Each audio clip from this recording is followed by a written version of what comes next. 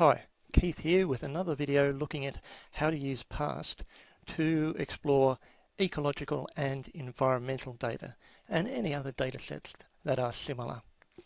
Before going to look to the method we're going to deal with today, Canonical Correspondence Analysis, or CCA, I thought it might be useful just to step back a little bit and talk about some of the different methods that can be used.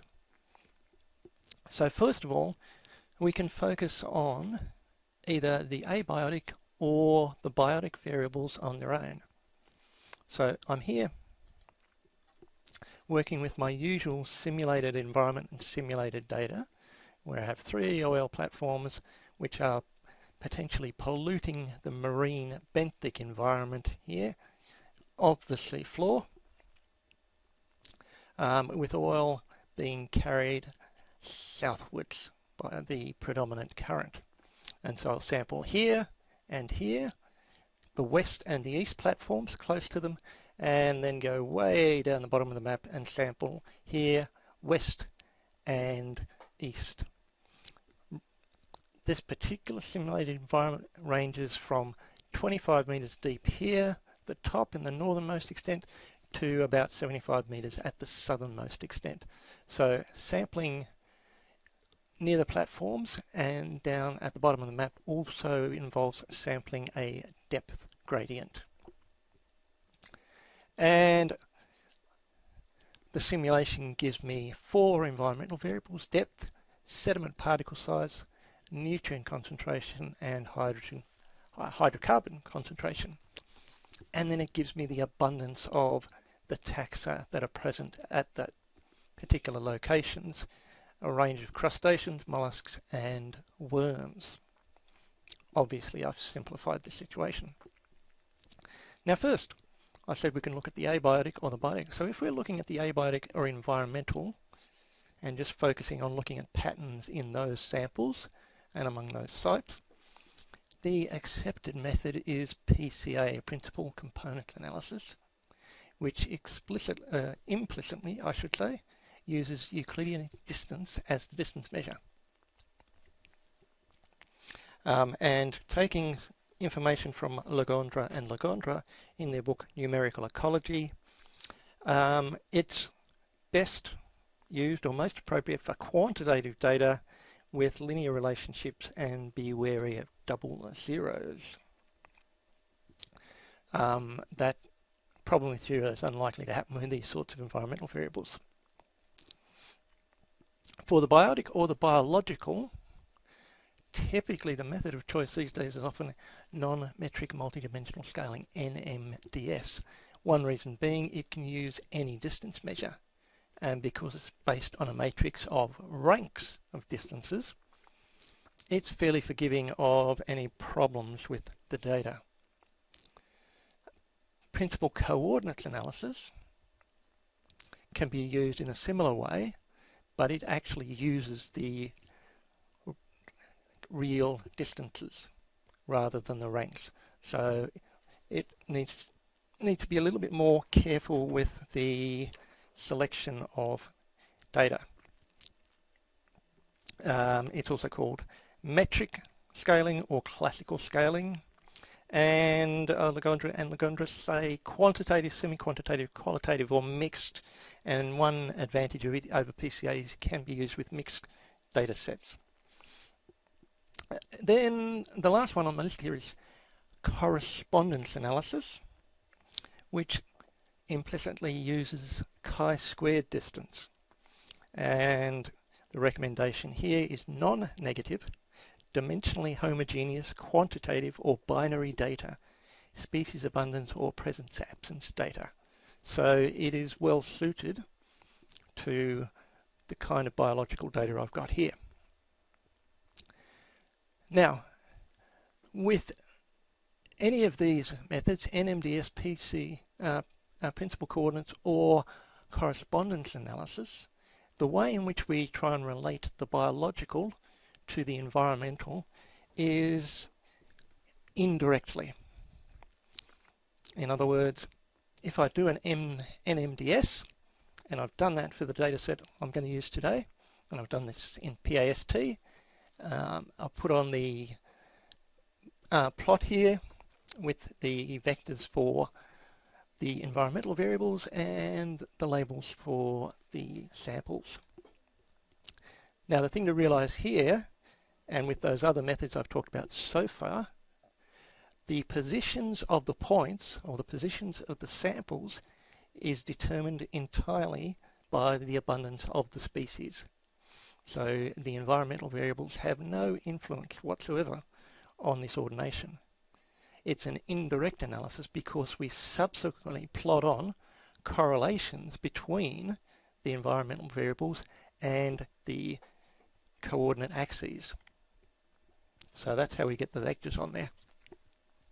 A similar sort of thing it can be done with PCA and similar methods. Now if I go over here, this little diagram also from that book, Numerical Ecology, indicates a relationship of a few of these different methods. Up the top left here, it's a simple ordination such as principal component analysis or a correspondence analysis, or indeed an NMDS. The calculations are done just with that set of variables, either the environmental or the biological being treated as the Y variables. Top right here illustrates a multiple regression situation. We've got one Y variable, say the abundance of a particular species, and we're trying to look at its relationship, or try and predict it, from measurements of a set of X variables or a set of environmental variables. So it's one Y to several or many X. Down the bottom are two kinds of direct analysis using both sets of data. And one version is redundancy analysis, which is particularly useful if relationships are linear. Another is canonical correspondence analysis, which, according to numerical ecology, is the better choice if correspondence analysis were appropriate for the data. Now in this case, and I can't explain this very clearly, but in this case the X variables are used in drawing up the ordination of the Y variables, because the Y variables are being plotted in such a way as to maximize the relationship with the X. Okay, with that in mind, let's get to it. So here's the data I'm going to use. I'm going to select the whole lot here in Excel.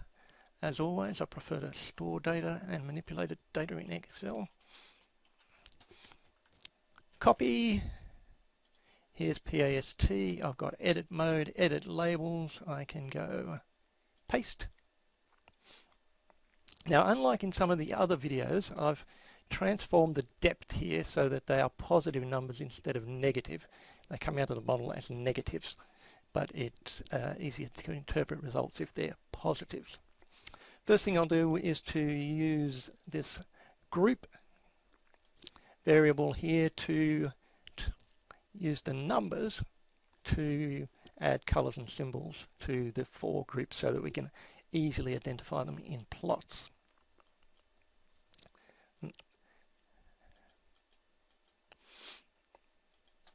Now, before I go to the CCA, let's do the MDS, the NMDS. Click. I've got four environmental variables. Yes, I'll select a similarity measure. For biota, it is usually the Bray-Curtis. Tidy the graph a little bit. Point symbols, thick lines, larger symbols, please. OK, row labels. Now, this is the plot we saw just a few moments ago, and I'll emphasize the location of these points, the positions of the samples, is in no way affected by the environmental variables. PAST is taking those environmental variables and working out the correlations after doing the ordination, and adding them to the plot. And now we interpret the plot taking into account these variables. Rightio, let's try CCA, correspondence analysis. Again, this time the 4 variables are going to be used in the calculations because the points, and now there are 2 sets of points here, which gets a bit confusing. Now the points are placed with respect or on the basis of calculations maximising relationships or maximising the predictive power of those environmental variables. Now, one thing you can note before I go any further is this is getting very messy because we've got all 30 or so taxa on here and all the sampling locations, actually 2 ordinations overlaid. So what I'm going to do for the purposes of illustration is greatly reduce the number of taxa that I use. Okay, multimedia. Again. Oops. PAST does some error checking as you're working through, and it has identified here that there's actually no animals at all for the first 5 crustacean species at that particular site, that particular sample, I should say. So let's add in the next one. And the only reason I'm cutting it down to 6 taxa is to make it easier to look at and interpret the results, because the graph will be less cluttered. So we can more easily see what's going on. And now I'll do my usual points. There you go. And now we've got a few options down here in plotting. We can put on the row side dots. So that's putting on the dots for the different samples. We can put on the column dots. So that's putting on a dot for the different taxa. And then we can put on the triplot, which is putting on the vectors. And we can also switch here to a different scaling type. Come to that in a moment. And triplot amp here just makes the lines bigger and smaller. So let's take the column dots off for a moment. So we can see we've got crustacean taxa plotted on here along with the environmental variables, along with the samples themselves. Now before going any further, it's a really good idea to have a look at the eigenvalues to see how well the patterns in the crustaceans are being predicted by the patterns in the biota, in the environmental variables. And we get 94% and 6%, so in fact just about all of the variation in where the crustaceans occur is well predicted by the environmental variables. That is not particularly surprising given that we've got only 6 taxa here, 4 environmental variables, and that this is a model system where only those 4 environmental variables drive the taxa abundance. There is some randomness in there too. Okay, now how do we interpret this? In general, in a similar sort of way as we would interpret any other ordination. These samples down here, which are all the deep samples, on the right side of the graph, so they've got increasing depth and higher levels of nutrient and smaller particle size. Over the other side here, we've got decreasing depth, decreasing nutrients, and increasing particle size. Let's see how that makes. Here we go. So looking over here, low hydrocarbons increasing in the shallow samples, lots of nutrients decreasing in the shallow samples, finer particles increasing in the shallow samples, and then depth, of course, changing as you would expect.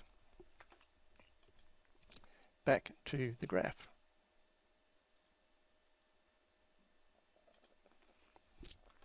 Now, we also have the taxa plotted on here. And one of those, crustacean 6, is hiding under this particular site here. So if I take off the row site labels, we can see crustacean 6. And we also got one particular sample sitting down here. And if we go over here and count, there's 4 over there, 1 extra red dot there, the other black dot is hiding underneath. So okay, if we go and look here, we will see that the second sample for both the east and the west site, because it is directly below the platform, has exceptionally high levels of hydrocarbons. So that's why it's plotting out in this position here. These other impacted locations do have higher levels of hydrocarbon than these over here, but not as high. What about crustacean number 6? What's happening with it? Okay, here's crustacean number 6. Note that for those 2 particular samples, which have exceptionally high levels of hydrocarbons, that's where we see the greatest abundance of crustacean number 6. So the double display here helps us interpret relationships between the environmental variables and the crustaceans. So because crustacean 6 is sitting next to those 2 samples, it likes those particular conditions best, or it is most abundant where those particular conditions occur. If we go over here, crustaceans 4 and 5, they should be occurring in situations with deeper water and more nutrients. Crustaceans 5 and 4, right in there, deeper water, higher levels of nutrients. The other taxa, which are here and over here, are preferring somewhat different sets, somewhat more mixed circumstances. Now let's go to scaling type 2. And you'll see a big change here if I turn row site dots off. And it's not a change in the scaling or the patterns at all. It's not a change in the diagram at all. It is just a change in the scale of the axis, because as soon as I turn those off, it doesn't have to fit those site dots in. And we can put column dots on. We leave row labels on, so we've turned it around. And this now focuses on relationships between the taxa and the environmental variables. So the scaling one allows us to look more carefully at the samples and the environmental variables. This allows us to look more at the taxa and the environmental variables. But it doesn't really greatly change the views. Here's crustacean 6. It's still occurring where we've got higher levels of hydrocarbon. And crustaceans 4 and 5 are in here, and they're still in places which have higher depths, higher levels of nutrients in greater depths. And the relationships of crustaceans 1 and 2 and 3 don't really change. So it's just an alternate plot, which may be more helpful in certain circumstances. And in particular, if I had a lot of taxa, I can get rid of the sites and have a bigger display to more carefully and more clearly look at what the relationships among the taxa and with the environmental variables are. Remember, the taxa here are being placed on the ordination to maximize the predictive value of the environmental variables. Eigenvalues, emphasize that, 94% and 6%. Hopefully that is helpful.